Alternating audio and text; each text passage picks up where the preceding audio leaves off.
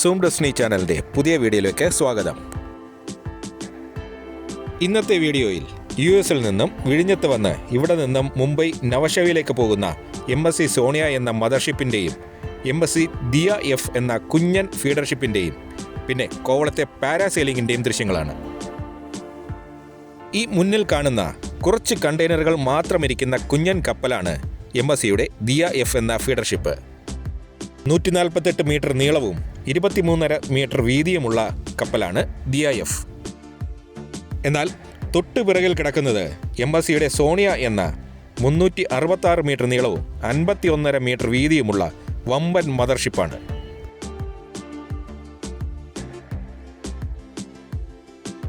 Coast guard ടെർമിനലിലേക്ക് കടക്കുന്നിടത്ത് construction വർക്കിൽ ഏർപ്പെട്ടിരിക്കുന്ന ക്രെയിനുകൾ.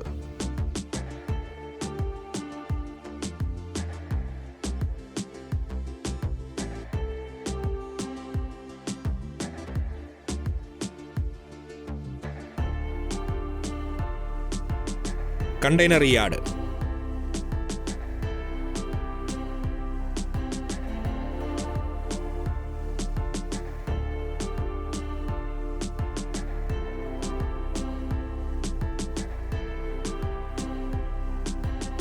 ഒരു യാർഡ് ക്രെയിൻ നീങ്ങുന്നു.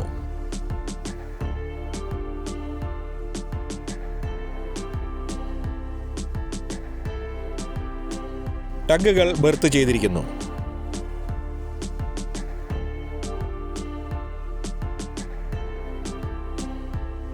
MSC സോണിയയിൽ നിറയെ കണ്ടെയ്നറുകളുണ്ട്.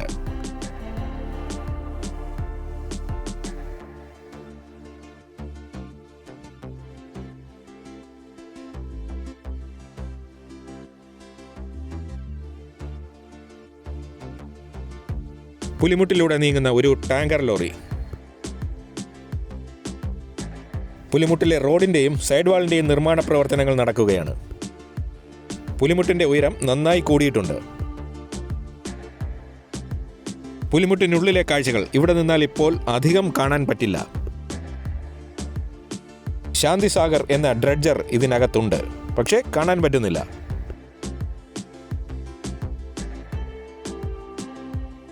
നിരീക്ഷണ ടവറാണ് ഈ കാണുന്നത്. തൊട്ടടുത്ത് പണിയിലേർപ്പെട്ടിരിക്കുന്ന ക്രെയിൻ.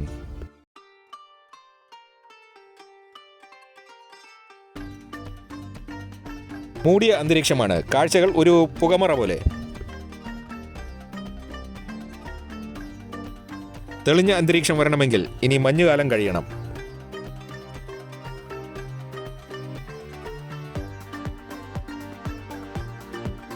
സാധാരണ ഉള്ള ശക്തി തിരമാലകൾക്കില്ല.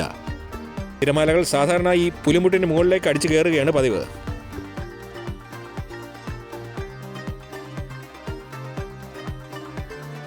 MSC സോണിയയുടെ ഓക്സിലറി എഞ്ചിൻ്റെ പുകയാണ് ഈ സൈഡിലെ പുകക്കുഴലിലൂടെ പുറത്തേക്ക് വരുന്നത്. മെയിൻ എഞ്ചിൻ്റെ പുക നടുക്ക് കാണുന്ന ആ വീതി കൂടിയ പുകക്കുഴലിലൂടെയാണ് പുറത്തു വരുന്നത്.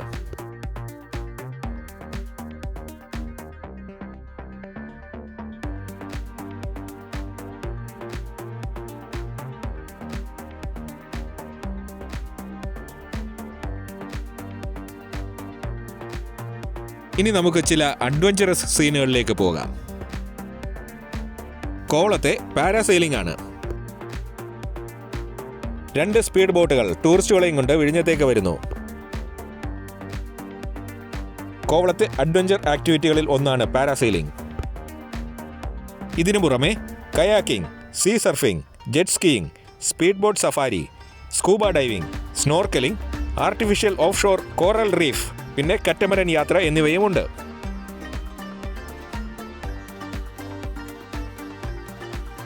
ജെറ്റ് സ്കീയിങ് 450 രൂപ മുതലുണ്ട്. പാരാസെയിലിംഗ് അതുപോലെ 1000 രൂപ മുതലുണ്ട്. സ്നോർക്കലിംഗ് ഒരു ഡൈവിന് 2500 മുതലാണ് റേറ്റ്. അതുപോലെ kayaking 1000, sea surfing 400, speed boat safari 1450, ഇങ്ങനെ പോകും റേറ്റുകൾ. സ്കൂബ ഡൈവിങ്ങിന് 6000 മുതലാണ് റേറ്റ്. കറ്റമരൻ യാത്രയും ഇവിടെ ലഭ്യമാണ്. പിന്നെ ഓരോ സ്ഥലത്തും ഓരോ റേറ്റാണ്.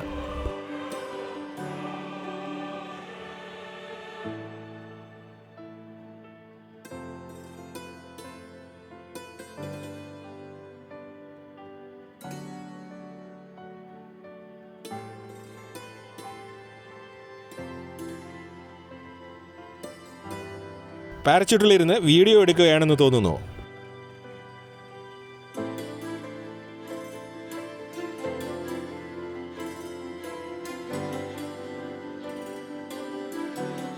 സ്പീഡ് ബോട്ട് വിഴിഞ്ഞം തുറമുഖത്തിനടുത്തേക്ക് വരികയാണ്.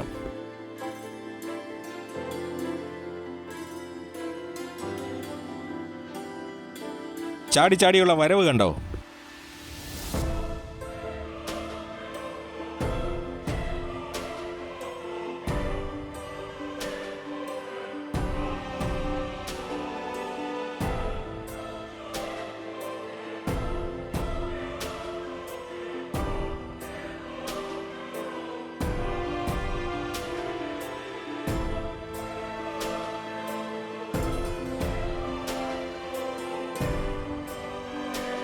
ലൈറ്റ് ഹൗസിന് മുന്നിലെത്തുമ്പോൾ മിക്കവാറും എല്ലാ ബോട്ടുകളും നിർത്താറുണ്ട്.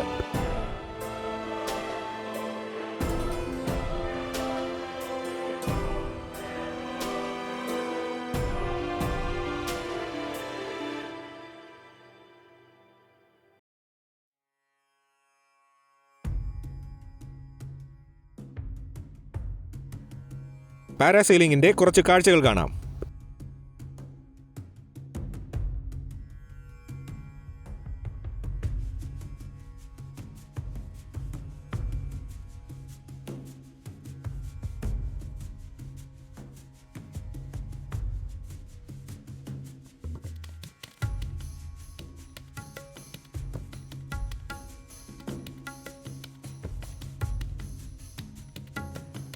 വെള്ളത്തിലേക്ക് വീണു.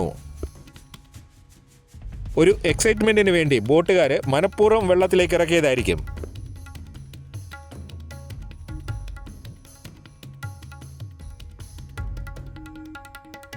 ബോട്ടിലേക്ക് ഇറങ്ങിയത് കണ്ടോ? ഇനി അടുത്ത ആളിനെ ബോട്ടിലേക്ക് കയറ്റും. അപ്പോഴൊന്നും ബോട്ട് നിർത്തില്ല. കാരണം പാരച്യൂട്ട് വെള്ളത്തിൽ പോകാൻ പാടില്ലല്ലോ, ഉയർന്നു തന്നെ നിൽക്കണം.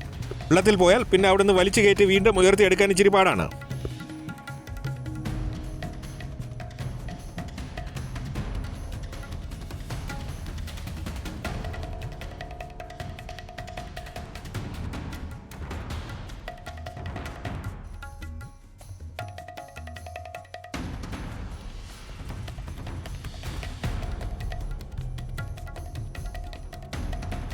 അടുത്തത് ഒരു ലേഡിയാണെന്ന് തോന്നുന്നു.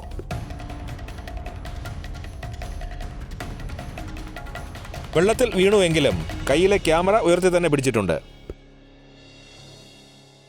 പുള്ളിക്കാരി പാരാസെയിലിംഗിൽ വളരെ എക്സ്പീരിയൻസ്ഡ് ആണെന്ന് തോന്നുന്നു. വെള്ളത്തിൽ വീണിട്ടും മൊത്തത്തിൽ ചുറ്റി കറങ്ങിയിട്ടും ക്യാമറ കൊണ്ട് ഷൂട്ടിംഗ് നടന്നുകൊണ്ടിരിക്കുകയാണ്. അടിപൊളി.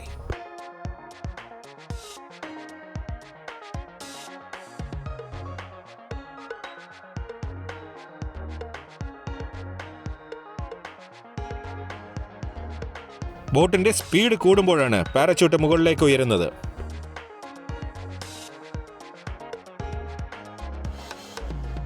ഇപ്പോഴും ഷൂട്ടിംഗ് നടന്നുകൊണ്ടിരിക്കുന്നു.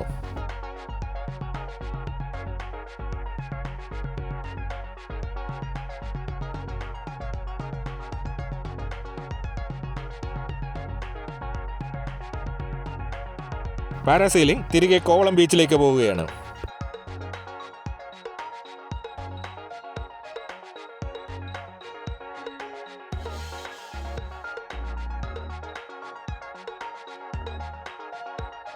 കോവളം ലൈറ്റ് ഹൗസ്, വിഴിഞ്ഞം ലൈറ്റ് ഹൗസ് എന്നും പറയും. സ്പീഡ് ബോട്ട് സഫാരിക്കാർ തിരികെ കോവളത്തേക്ക് പോകുന്നു.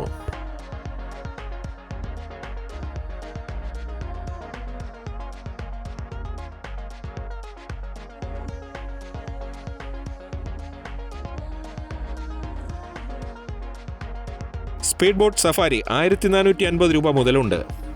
ഈ പറഞ്ഞ റേറ്റെല്ലാം പെർ ഹെഡാണ്.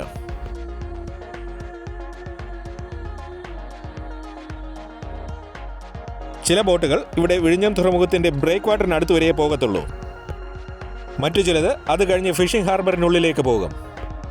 ഫിഷിംഗ് ഹാർബറിനുള്ളിലേക്ക് പോകുന്നതിന് റേറ്റ് കൂടുതലായിരിക്കും.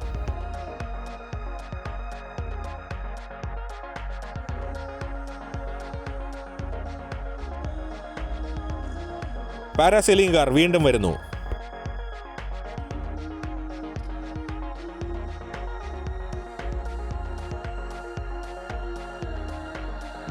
വീണ്ടും അതേ ലേഡി തന്നെയാണെന്ന് തോന്നുന്നു.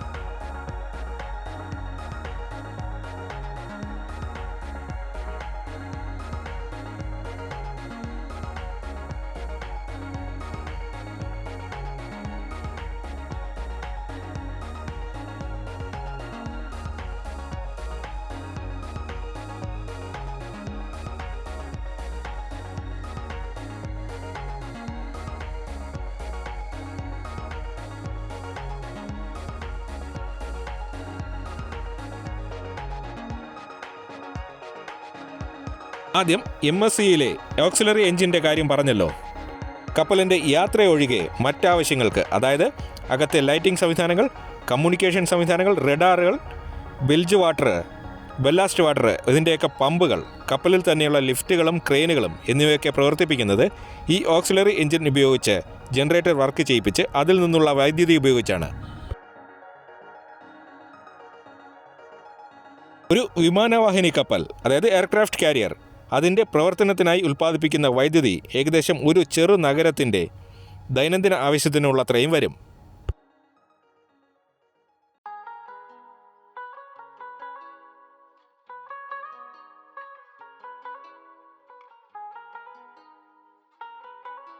B-03 എന്ന യാർഡ് ക്രെയിൻ നീങ്ങുന്നു. അതിൻ്റെ സ്പ്രെഡർ ഒരു കണ്ടെയ്നറിനെ ഉയർത്തിയിട്ടുണ്ട്. അതുമായുമാണ് നീങ്ങുന്നത്.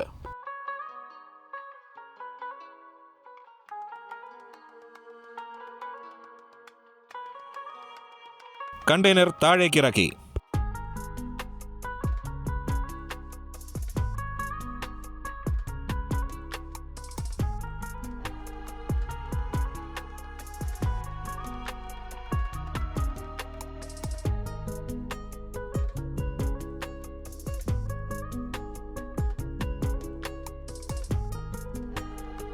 പാരാസെയിലിംഗ് വീണ്ടും വന്നിട്ട് പോയി.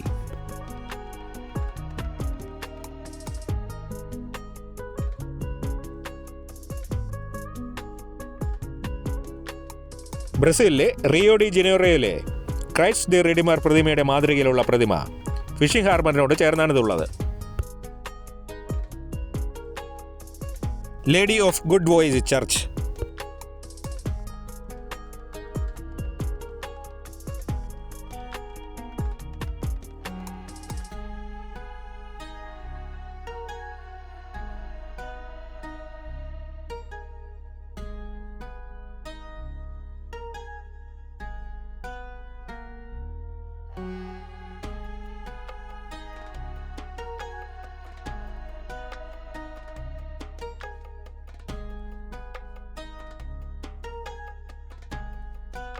പാരാസെയിലിംഗ് ഒക്കെ കഴിഞ്ഞ് പാരച്യൂട്ട് മടക്കി വയ്ക്കുകയാണ്.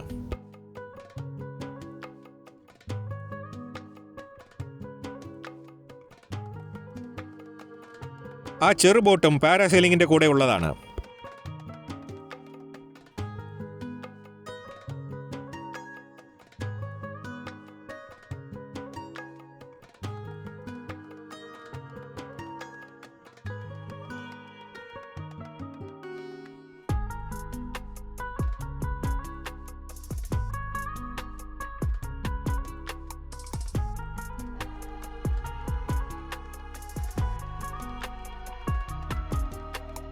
വലിയ ബോട്ട് ചെറു ബോട്ടിനടുത്തേക്ക് പോകുന്നു.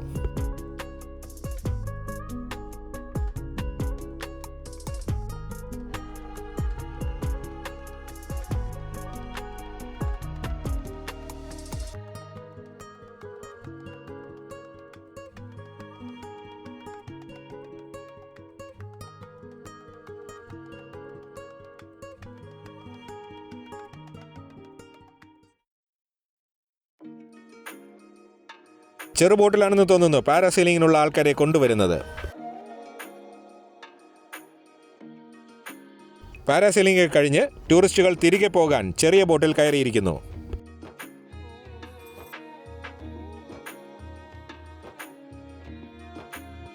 അപ്പോൾ ഈ മനോഹര വീഡിയോ ഇവിടെ അവസാനിക്കുകയാണ്. ഈ വീഡിയോ ഇഷ്ടപ്പെട്ടുവെങ്കിൽ ലൈക്ക് ചെയ്യാനും കമൻറ്റ് ചെയ്യാനും ഷെയർ ചെയ്യാനും സബ്സ്ക്രൈബ് ചെയ്യാനും മറക്കണ്ട. അപ്പോൾ അടുത്ത വീഡിയോയുമായി ഞാൻ എത്തും വരേക്കും എല്ലാവർക്കും ഗുഡ് ബൈ.